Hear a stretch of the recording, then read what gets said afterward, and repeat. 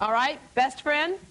Worst enemy sometimes? Oh, I knew I'd see the hands go up. In fact, I will tell you that until this past Christmas, I had not seen my sister in 6 years. And she finally admitted that I was the smarter one, so now we're friends again. No, I hadn't seen her in 6 years, and I know that I'll regret that one day, but there are all kinds of reasons for that we'll go into a little bit later on in the show. But imagine your kids fighting so much that when the family takes a drive, the mother and daughter have to go in one car, and the father and son go in another car.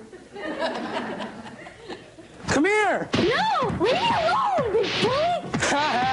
You didn't get it. Come back here! Leave me alone! Ah! Come here! Leave me alone! Come here! It's tension 24 hours a day. Ah! You are so good! They can't sit even on the couch next to each other. Leave me alone! You know, the next thing you hear is, quit, Robert. Quit, April. Or April's doing that, or Robert's looking at me. This is what kills me, is he's looking at me. I mean, just from looking at her, it's an ordeal and a fight. Let's watch this. No! He doesn't realize that he's twice her size. And she does aggravate him, too. She's no angel. It's both of them. But he'll draw off and hit her to where I'll hear it. You know, or she'll be walking down the hall and he'll shove her. You know, one day he shoved her into the doorway. I thought it had broke her shoulder. Ow!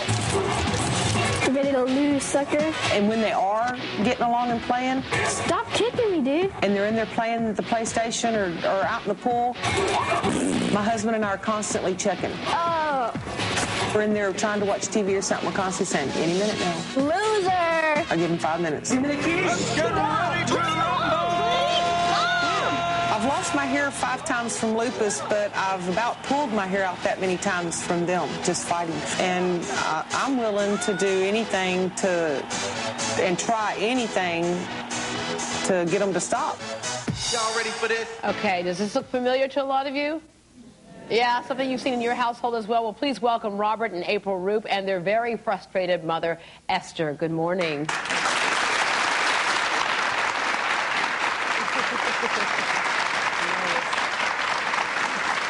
Okay, some of this is just going to happen in every household, but there are points where you are much more concerned that this is not just normal sibling rivalry. What's the worst that has happened that made you sit up and think, okay, we've got to get some help? They can't even look at each other. I mean, that's bad. When you sit them side by side to eat dinner, and within 2 minutes, my husband's taking his plate and putting it in the kitchen because they're up there, and you tell them constantly, you know, stop, stop, and they just are elbowing, they're hitting, and then hollering. She's hard. She's lost some of her hearing, so she's loud, and it's just constantly, Mom. I mean, this high-pitched mom. Yeah.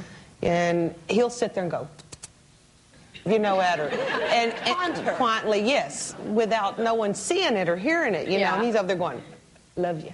Yeah. You know, just doing it to her. Let me ask you, do you love your sister? Mm-hmm.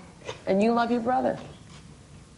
If you had to answer the reason as to why there's this constant bickering and fighting, what would you think it is? She wants to get her way, and I want to get my way. And there's just no happy medium there? Okay, you both just said you love each other. I have a feeling you're the type of brother and sister that you will fight each other, you will hit each other, you will scream at each other and call each other names. But if somebody tried to mess with your sister, what would happen? I'd take up for her. Yeah, absolutely. And you would take up for him too, right? Okay. Your mom has told us that there are a lot of issues here. Not only the fact that she's upset about the way you guys treat each other, but it's also difficult on her health. You have lupus, and stress aggravates you. When she says to you, I can't deal with this, is that enough to make you stop? Do you think about how it affects your parents? I don't think it's sunken in with him. After 14, since he's been born, I've had it. And he knows, and he's seen me through the worst times. But it's like he doesn't register. You know, it doesn't register to him. I'm going to get my way. Like yesterday, wanted to go out to eat. I said no, because they weren't minding. And it's just constantly over and over. So he couldn't get his way, so let's torment Mom and drive her up the wall. April, have there ever been times, because he's your brother, he's a boy, he's bigger, he's older, have there ever been times when you've actually felt like you've been hurt? Mm-hmm. Yes, ma'am. Do you have scars from that? No. Yeah? I've had bruises. You've had bruises?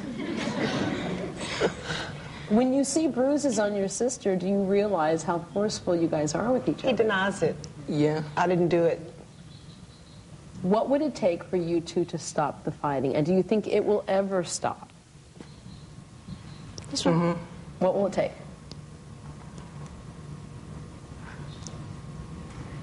Whenever He gets his way. Yeah, you get your way and you get your way. Okay, now we're back That's at square it. one again. Now we're back to square one. He wouldn't stop being so big and tough, thinking he's all that.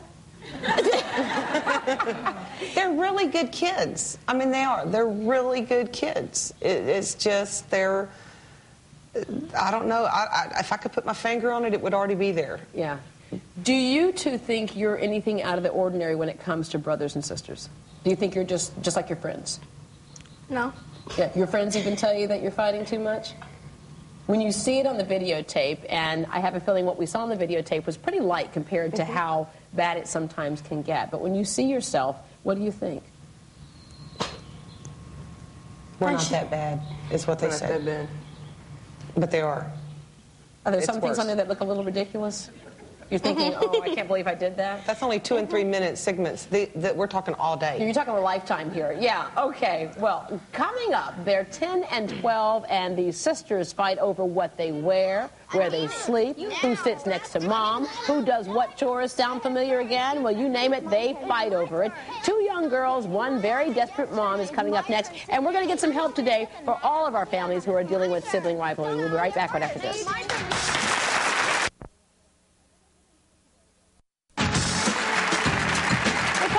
Sibling rivalry today, and in a few minutes we're going to get some help for our parents who are dealing with it. Our next parent has tried reasoning with her daughters, disciplining her daughters, even using her teaching skills to try and stop them from fighting. Well, so far, nothing's worked. Who gets to sleep on the top bunk or the bottom bunk? Who gets the top or the bottom dishes? I get the bottom. No, I do. I had first. Mom! Mom, I had the bottom first. Wait, who gets to jump on the trampoline first? I got trampoline. No, it's my turn. My turn. I got here first. I got here first. My turn. Get off. Younger people first. Hey, get off. Who gets to sleep by mom?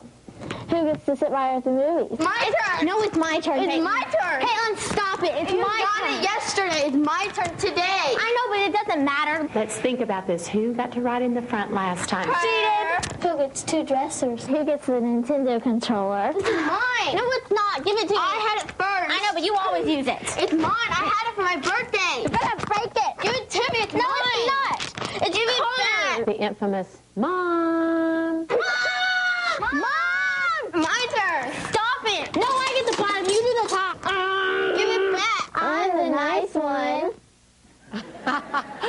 Please welcome Caitlin and Christina Vanderwide and their mom, Debbie.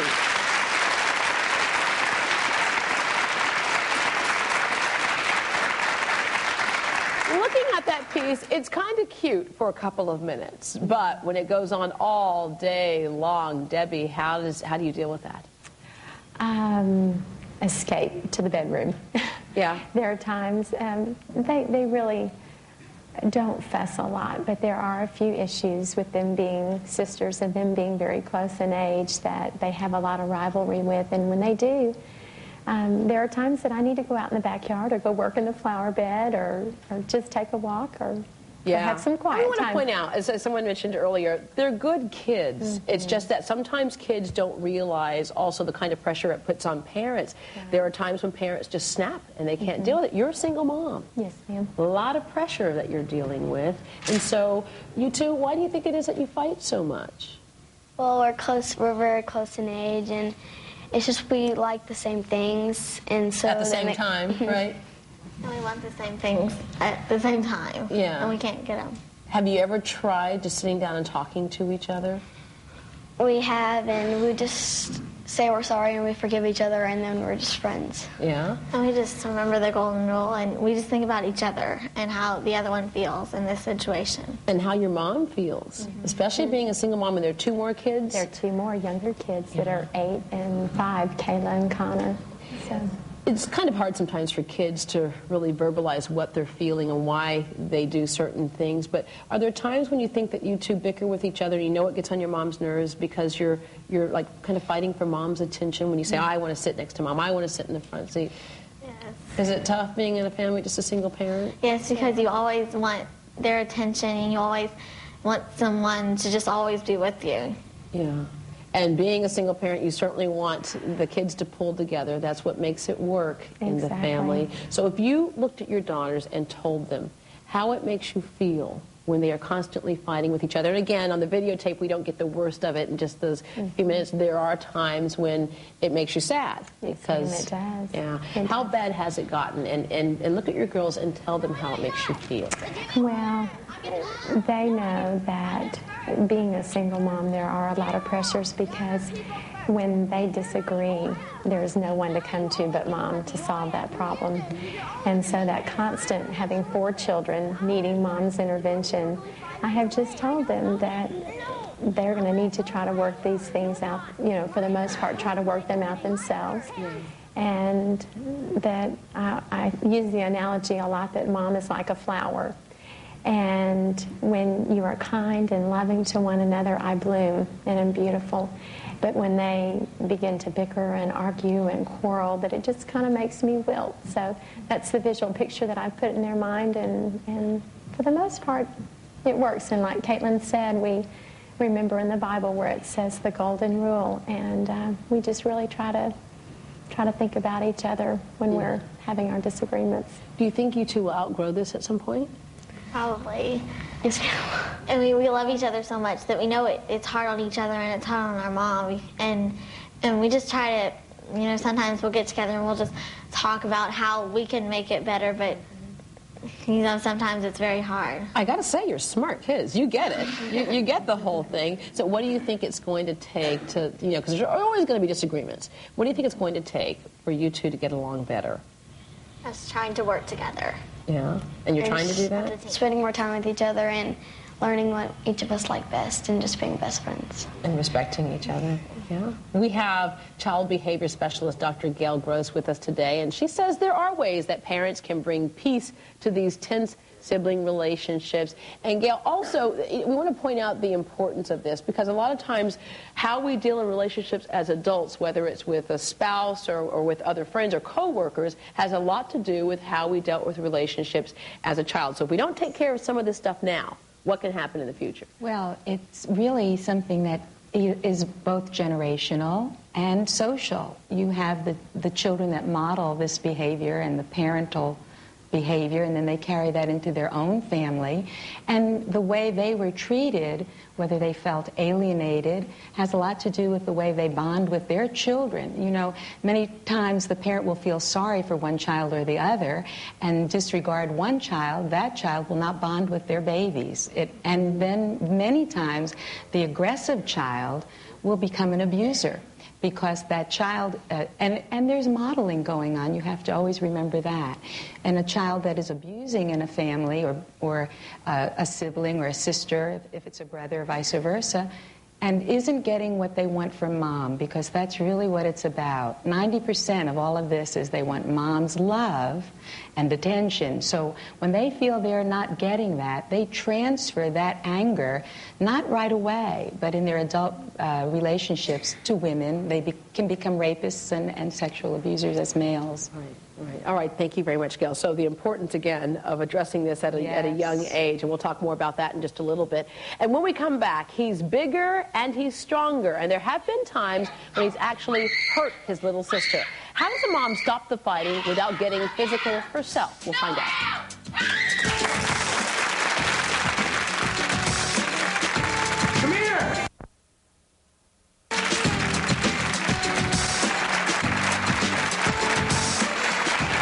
We've seen several examples of sibling rivalry, and each example is different.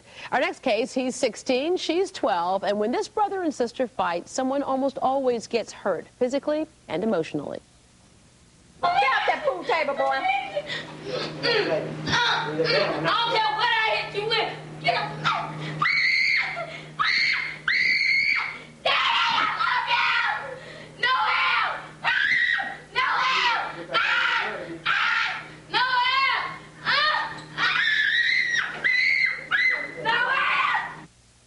Okay, this is when it can get tough, when there's physical stuff involved there. Please welcome Darren and Cecily Medlow and their mother, Yvette Hughes Medlow, to the show this morning.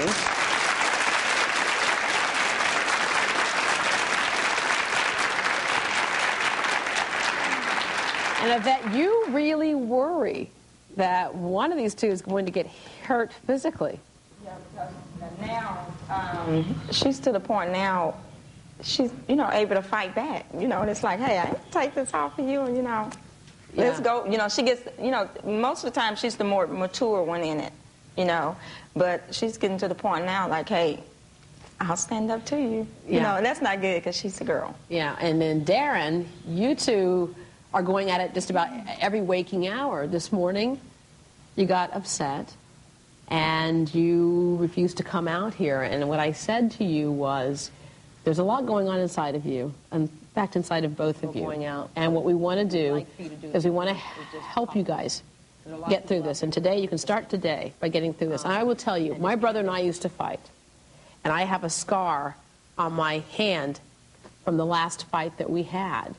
My brother was killed by a drunk driver several years ago, and I would give anything to take all of those fights back and to take back that time that we spent fighting and spend it loving one another. Why do you get so angry at your sister when you know that you're bigger and stronger? Although she did have a pretty big stick there when she was protecting herself. But why can you tell us why you feel so angry at times? I don't. You don't? No. Why do you think you two go at it as much as you do? I'm going to get you to hold that microphone up for me. Because she's nerve-wracking. She's nerve-wracking? Yeah. But when you actually hurt her, how does that make you feel? Good. Cecily, when you hear your brother say it makes him feel good to hurt you, how does that make you feel? I don't care. You don't care? Why do you think it is that you two fight? Because they don't like me. How does that feel to say that, though? This is your brother. I got another brother. You what? I got another brother. You have another brother. Do you love Darren? Darren, do you love Cecily? Yep. Yeah, but there's a but there. But why? Just leave me alone. Whose fault is it?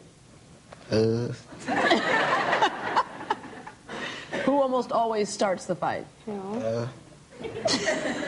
You deal with this all day long? Yes. She can't do nothing right, for as he's concerned. I mean, and most of the time it takes place is when I'm driving. So, I can't do anything. I'm driving other than stop. You better stop. Okay, I'm going to pull over. There's always a line of I'm going to pull over and put both of you out. And the only thing I can come up with was, I really prayed on this thing. We were coming home from school one day, and she said, Mama, why is he so mean to me? And the only thing I can come up with was the fact that she took his baby spot. Because she's really the only one he does. And he aggravates his older brother, bothering with his things. But, I mean, she just cannot do nothing right from him. And and the only thing I can think of is this is in his mindset, and he does not really understand it because it's been there since the age of 4. It's like, okay, I'm this big old fat red chubby cheek baby. Everybody gives me all the attention. He had 2 viruses the summer before he went to kindergarten, so, he done lost weight, all this attention from this chubby cheek little boy is not there no more, and here's my mom and dad, and here's this little brat, that came and took my baby spot, and, I have another one right behind her, but she was like his baby, he would run and get everything for her, he would do things for the other one, but it's just like she was just always an obstacle in his way or something. Are you jealous of her, do you think? Nope. No? Well, you bring that up, and I very much remember when my parents brought my brother home, and I had been the baby. Right. And I remember he was sleeping, and I walked back to his nursery, and I pinched him. Because I thought if he cries, they'll think he's a crybaby, and they'll take him back. And I had a master plan down. I was like, Mommy, you need to take him back. He just won't stop crying. And they're pinching the poor thing. And so, but I can certainly understand that feeling. We became close later on, but I understand that feeling, and it's hard sometimes for kids to either admit that or even to know that. And when he was about her age, he told me, he said, you know what? I bet you if I told you that I didn't want any little sisters, you wouldn't have had neither one of them. How bad has it gotten between these two? When I saw her with the stick, that would worry me. Well, basically, when we're riding in the vehicle, that's like I say, that's when I usually have most of my problems when they're in the car, because her and her sister occupy each other's time most of the time. Yeah. My most problems with them, like I say, when we're in the vehicle. So I try to keep them sitting separate. Have they ever drawn blood? No, I don't think he'll go there. Oh, he's nodding his head yes. He's nodding his head. What, you've made her bleed or she's made you bleed? I made him bleed. What did you do? Threw a knife and stabbed me in my leg. She threw a knife and stabbed you in your knee. That's pretty serious stuff. In your leg there, do you have a scar from that? He did this. He did the scar that's on your forehead right now? Let me see. When you see scars on each other, and you're so angry that you would throw a knife at your brother, do you think that there's a point where you two are going to have to stop this before somebody gets hurt or somebody gets killed? Throwing a knife at somebody, you may think at that very moment you just want to get him out of your face, but you could end up killing your brother. No, I was in the kitchen and I was cutting my sandwich, and then he came and he started hitting me. Rule number 1, don't ever hit a woman when she has a knife in her hand, okay? And then, why did she throw the knife at you? Because you started hitting her. Why did you start hitting her? Something to do. It was just something to do. Was to hit her. But can you see where this could go? That one of you could really, really get her? Would you ever forgive yourself if you hurt her so badly that she was permanently hurt or died? What does the dad do? No, he doesn't cut up too much of his dad's home because here not long ago, before, I don't know, was school out when your dad got so angry? She was crying. We was in the room and she was crying like death.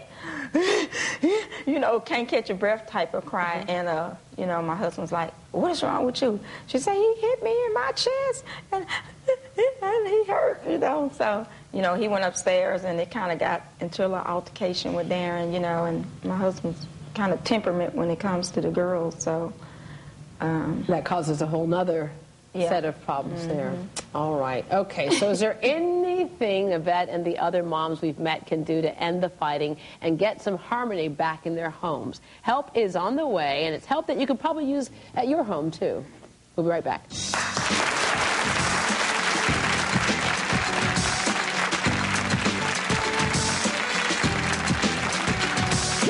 Here's something to think about. You have a hard time making close friends. How about staying in romantic relationships? Would you believe it could have something to do with the way you got along with your brother and sister? Find out why later. It's my turn today. I know, but it doesn't matter. Let me have it. My turn. Stop it.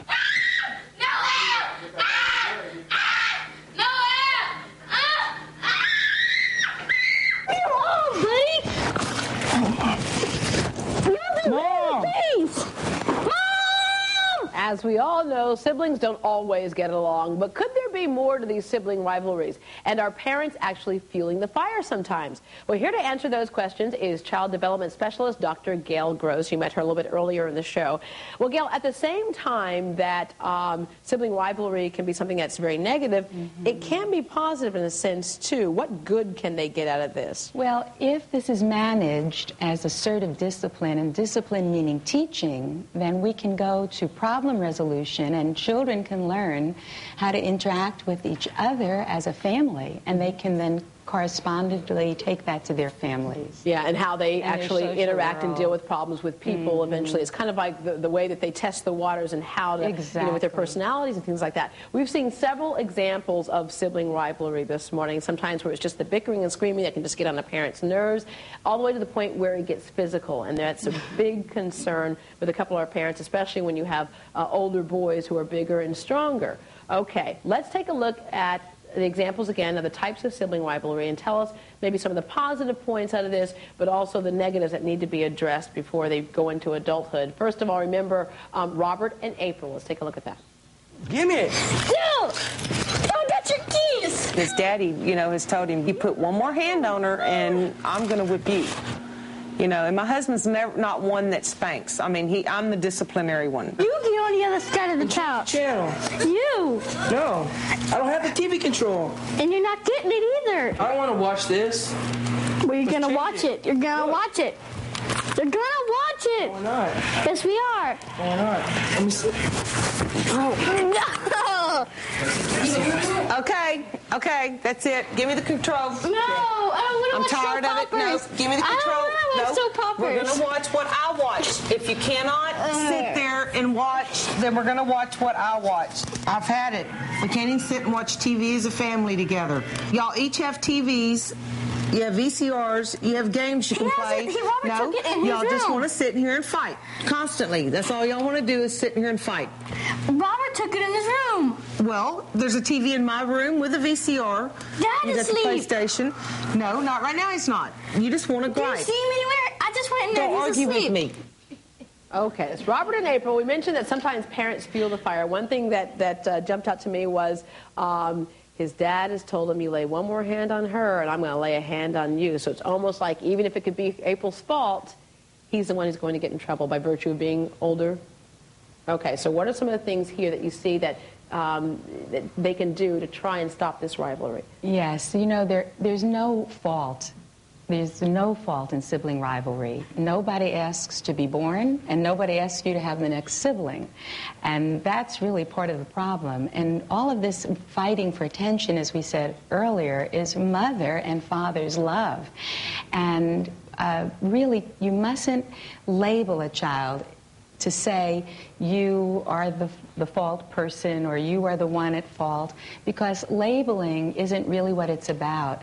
It's really about coming to a place of peace and having the child become self-actualized in himself. So the thing to do is preventative is if you only had 30 minutes in the day and you have 2 children, to give 15 minutes of private time to each child. To not label. There are no victims, whether it's a younger child or a baby. Really, there are no victims. Each child has its place in this scenario, and each child has its place with you and your husband and the family structure. The husband giving gifts, as you said to me earlier, when you punish, taking them out shopping, it gives the wrong cross message, or in this case, blaming one and not the other. Oh, I blame them both. Yes, but you know, parents have to parent, and that's a very important thing. Parents aren't victims either, and parents have to parent. We're entitled to parent. We are parents, after all. So when you are having a problem like this, there are consistent things you can do that are disciplinarian, and that means teaching, not punishing. Yeah, and we'll get more detail into that a little bit later on, but let's take a look at, remember, Caitlin and Christina, best friends, sometimes worst enemies, though. I was on here first. Did you say? Okay, if you all can't decide who's going to jump first, then we're both just going to have to get off. I know, but you always get it's my turn. No, because you, I get the front seat. You're not old enough. I get the front seat. Stop. Let's work this out. What's the matter? She got the I know, but she always my turn. Okay, let's think about this. Who got to ride in the front last time? Okay, one thing I noticed that that Debbie did, the same thing that Esther did, and that was, if you two cannot decide, then neither one of you are going to watch what you want to watch. Is that a good thing for parents to do, to kind of say, okay, you both just neutralized each other? No, because see, one child is being punished for the other child's anticipation or exaggerated behavior, and really they're innocent, and they hold that against you. And in reality, you know, you have to be very authentic with children. And when a mother whispers to children or speaks in this very small voice, what that tells me is there's a lot of anger behind that whispering voice. And you're controlling that whispering voice, but your children are reading inauthentic behavior. If someone is behaving like these 2 children were behaving, it would be impossible to speak like this. It's interesting, because as an adult, I look at that and I think, oh, that's so good, she's keeping so calm. But if I was a kid,